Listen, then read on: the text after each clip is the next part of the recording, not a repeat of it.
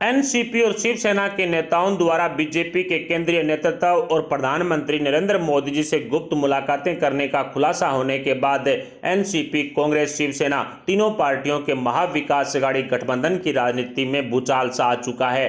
तीनों पार्टियों के नेताओं में आपसी फूट और मतभेद की खबरें लगातार मिल रही थी, लेकिन इस बार 50-50 फार्मूले पर काम करते हुए कांग्रेस ने सीएम गद्दी पर कब्जा करने के लिए एनसीपी और शिवसेना के खिलाफ मोर्चा खोल दिया है, जो महाविकास अघाड़ी गठबंधन सरकार के लिए घातक साबित होगा।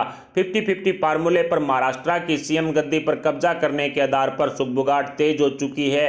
कांग्रेस ने अब एनसीपी और शिवसेना के खिलाफ मोर्चा खोलते हुए 50-50 फार्मूले को लागू करने की आवाज उठा दी है। कांग्रेस नेता नाना पटोले अब महाराष्ट्र का सीएम बनना चाहते हैं। महाराष्ट्र कांग्रेस अध्यक्ष नाना पटोले ने सोनिया माता का संदेश उद्धव ठाकरे और एनसीपी सुप्रीमो शरद पवार को सुना दिया है। कांग्रेस ने ऐलान किया है कि अगला कोई भी लोकसभा और विधानसभा चुनाव एनसीपी और शिवसेना के बगैर लड़ेंगे। कांग्रेस ने महाविकास अघाड़ी गठबंधन से बाहर निकलने का ऐलान करते हुए अकेले चुनावी मैदान में उतरने का फैसला लिया है। नाना पटोले ने आधिकारिक तौर पर एनसीपी और शिवसेना से गठबंधन तोड़ने का फरमान सुनाते हुए खुद महाराष्ट्र के सीएम बनने के सपने देखने शुरू कर दिए हैं। आखिर अचानक से कांग्रेस को एनसीपी और शिवसेना से अलग होकर मुख्यमंत्री की गद्दी पर दावा क्यों करना पड़ा? इस सवाल ने महाविकास अघाड़ी गठबंधन की उद्धव सरकार में हड़कंप मचा दिया है। दरअसल इसके कई कारण हैं जो राजनीतिक पंडितों द्वारा बताए जा रहे हैं। फिलहाल की बयानबाजी और एनसीपी शिवसेना नेताओं की बीजेपी नेताओं से बढ़ती मुलाकातों को आधार बना करके बताया गया है कि इससे राष्ट्रीय स्तर पर कांग्रेस पार्टी को काफी ज्यादा नुकसान हो रहा है। इसलिए कांग्रेस महाविकास अघाड़ी गठबंधन से बाहर निकलने के रास्ते तलाश रही है।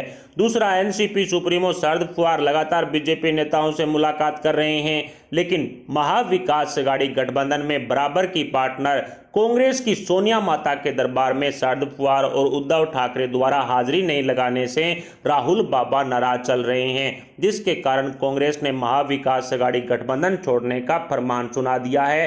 राहुल बाबा की नाराजगी के चलते महाराष्ट्र में कांग्रेस एनसीपी और शिवसेना से दूरी बनाना चाहती है।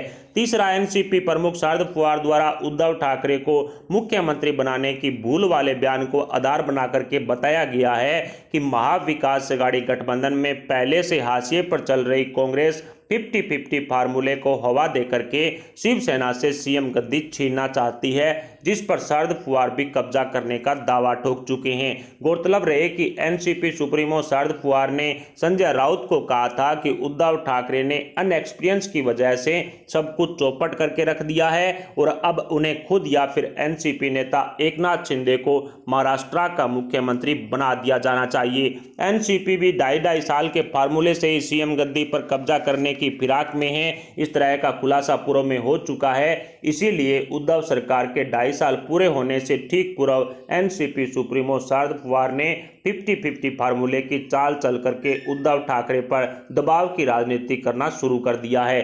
चौथा, प्रशांत किशोर यानी कि पीके और एनसीपी सुप्रीमो शरद पवार के बीच में 3 घंटे से लंबी मुलाकात में कांग्रेस को दरकिनार कर अन्य सभी विपक्षी पार्टियों को मिलाकर के बीजेपी के खिलाफ एक मजबूत फ्रंट बनाने की रणनीति पर चर्चा करने से सोनिया माता और राहुल बाबा नाराज हो गए हैं, जिसके कारण कांग्रेस ने एनसीपी और शिवसेना से अलग होने का निर्णय लिया है। ज्ञात रहे कि प्रशांत किशोर बीजेपी को हराने के लिए शरद पवार से मिलकर ममता बनर्जी को प्रधानमंत्री बनाने के सपने देख रहा है। एनसीपी सुप्रीमो शरद पवार की इस सहमति से सोनिया माता के लाल राहुल बाबा का पत्ता कट रहा है, जो भ्रष्टाचारी कांग्रेस और उसके दलालों को रास नहीं आ रहा। पांचवां, उद्धव ठाकरे की प्रधानमंत्री नरेंद्र मोदी जी से मुलाकात बाद शिवसेना के नेताओं द्वारा बीजेपी को एक राष्ट्रीय भ्रष्टाचार मुक्त देश हित वाली पार्टी बताना और प्रधानमंत्री नरेंद्र मोदी जी को देश का सबसे लोकप्रिय एवं सबसे बड़ा नेता बताना सोनिया माता और राहुल बाबा को नीचा दिखाने के बराबर है, जिससे कांग्रेस की अंतर्राष्ट्रीय फजीयत हुई है और कांग्रेस इसे बर्दाश्त नहीं कर पा रही। यही कारण रहा कि कांग्रेस के 44 विधायकों के समर्थन से चलने वाली उद्धव सरकार से कांग्रेस ने किनारा करने का फैसला ले लिया है।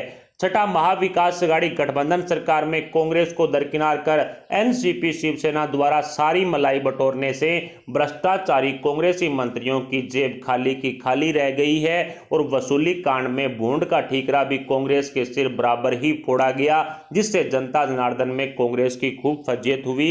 राष्ट्रीय स्तर पर कांग्रेस को इसका काफी ज्यादा नुकसान हुआ। इसके अलावा भी अनेकों ऐसे कारण बताए गए हैं जिससे एनसीपी, कांग्रेस, शिवसेना तीनों पार्टियों के नेताओं में आपसी फूट के कारण मतभेद बढ़ते गए। एनसीपी सुप्रीमो शरद पवार द्वारा कांग्रेस में सेंधमारी कर तोड़फोड़ करना भी सोनिया माता और राहुल बाबा की नाराजगी का मुख्य कारण बताया जा रहा है, जिसके कारण कांग्रेस ने शरद पवार को बैकस्टेबर भी बताया था। शरद पवार को बैकस्टेबर यानी कि पीठ पीछे छुरा घोंपने वाला नेता कांग्रेस के नेताओं ने बताया था। ऐसे में कहा जा सकता है कि एनसीपी, कांग्रेस, शिवसेना तीनों पार्टियों के महाविकास अघाड़ी गठबंधन में एक बार फिर से 50-50 फार्मूले पर मुख्यमंत्री की गद्दी सौंपने की आवाज उठी है। इसको लेकर के संजय राउत बौखलाए हुए हैं। वो बोल रहे हैं कि इस तरह की कोई बातचीत महाविकास अघाड़ी गठबंधन निर्माण के समय नहीं हुई थी, लेकिन शरद पवार ने उद्धव सरकार के 2.5 साल पूरे होने से ठीक पहले जिस तरह से उद्धव ठाकरे को मुख्यमंत्री बनाना गलती बता दिया, उनकी भूल बता दिया, उनको पछतावा होने की बात कह दी थी, इससे उद्धव ठाकरे को काफी बड़ा झटका लगा और शिवसेना बीजेपी के कदमों में जाकर के गिर गई। यानी कि प्रधानमंत्री नरेंद्र मोदी जी से मिलकर के शिवसेना कहीं ना कहीं घर वापसी के रास्ते तलाश रही है। शिवसेना प्रमुख उद्धव ठाकरे को सीएम गद्दी के साथ साथ बीएमसी की सत्ता भी चाहिए। बीएमसी की सत्ता में हमेशा से शिवसेना ही काबिज रही है, लेकिन अब जिस तरह से एनसीपी और कांग्रेस के साथ जाने से शिवसेना की जो फजीयत हुई है, शिवसेना का ग्राफ नीचे आया है, उससे उद्धव ठाकरे को डर लगने लगा है कि इस बार शिवसेना बीएमसी में कब्जा नहीं कर पाई तो उनकी खूब ज्यादा फजीयत होगी। कुल मिलाकर के बीएमसी और सीएम गद्दी बचाने के लिए उद्धव ठाकरे प्रधानमंत्री नरेंद्र मोदी जी के चरणों में शरण ले चुके हैं और यही कारण रहा कि अजीत पवार और कांग्रेस के नेताओं के अलावा भी उद्धव ठाकरे ने 40 मिनट से ज़्यादा लंबी प्रधानमंत्री नरेंद्र मोदी जी के साथ एक मुलाकात की और उसी दौरान जब उद्धव ठाकरे प्रधानमंत्री नरेंद्र मोदी जी से मिल रहे थे, उसी दौरान महाराष्ट्र में देवेंद्र फडणवीस ने बीजेपी के वरिष्ठ नेताओं से एक लंबी बैठक भी ली थी। यानी कि प्रधानमंत्री नरेंद्र मोदी जी और देवेंद्र फडणवीस आपस में एक दूसरे की बातचीत से अपडेट हो रहे थे। कुल मिलाकर के कहा जा सकता है कि महाराष्ट्र की राजनीति में एनसीपी सुप्रीमो शरद पवार ने 50-50 फार्मूले के आधार पर सीएम गद्दी पर कब्जा करने की रणनीति बनाई और उसी के चलते बीजेपी नेताओं से मुलाकात की, अमित शाह से भी गुजरात जाकर के मिलकर आए।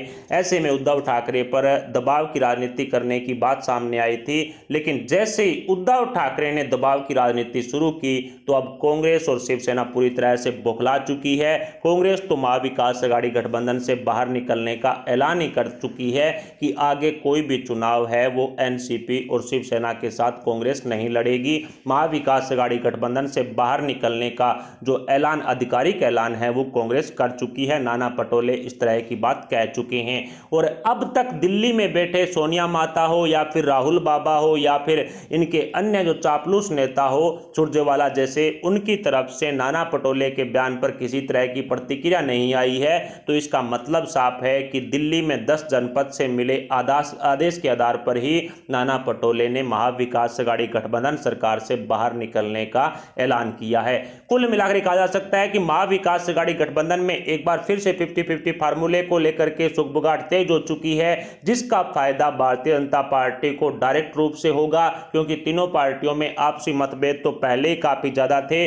अब जिस तरह से तीनों पार्टियों में आपसी फूट पड़ चुकी है, सीएम गद्दी पर कब्जा करने की होड़ मची हुई है, उसमें बीजेपी डायरेक्ट रूप से सत्ता हासिल करेगी, इसमें कोई शक नहीं है, क्योंकि शिवसेना के पास अब घर वापसी के अलावा दूसरा कोई चारा नहीं बचा है। लेकिन बीजेपी क्या अब शिवसेना को अपने साथ ला पाएगी? क्या इस तरह से वो अपने कार्यकर्ताओं को, अपने नेताओं को, अपने मंत्रियों को कन्विंस कर पाएगी कि शिवसेना की घर वापसी से बीजेपी को फायदा हो या घाटा हो? इस तरह की बातों पर भी काफी चर्चा होगी। उसी के बाद में महाविकास अघाड़ी गठबंधन सरकार को लेकर के कहा जा सकता है कि बड़ा फैसला होगा। लेकिन इतना तय है कि उद्धव ठाकरे प्रधानमंत्री नरेंद्र मोदी जी के सामने घुटने टेक चुके हैं और यही कारण रहा कि कल तक तक मोदी सरकार पर बरसने वाले संजय राउत ने अपने सुर ढीले कर लिए और प्रधानमंत्री नरेंद्र मोदी जी को देश का सबसे ताकतवर, सबसे बड़ा नेता बता दिया। भारतीय जनता पार्टी को राष्ट्रहित वाली पार्टी बता दी, भ्रष्टाचार मुक्त पार्टी बता दिया। ऐसे में कहा जा सकता है कि अब महाविकास अघाड़ी गठबंधन सरकार के नेताओं में आपसी फूट का फायदा बीजेपी को मिलता हुआ दिखाई दे रहा है। फिलहाल उद्धव ठाकरे द्वारा प्रधानमंत्री नरेंद्र मोदी जी से की गई मुलाकात पर आपके क्या विचार हैं? क्या 50-50 फार्मूले को लेकर के कांग्रेस इस गठबंधन से अलग होने वाली है? इस पर आप अपने विचार हमें कमेंट बॉक्स में जरूर बताएं। साथ ही वीडियो को लाइक करके हमारे चैनल को सब्सक्राइब जरूर कर लें। अभी के लिए इतना ही, मिलते हैं अगली वीडियो अपडेट के साथ। अब तक के लिए जय हिंद, जय भारत।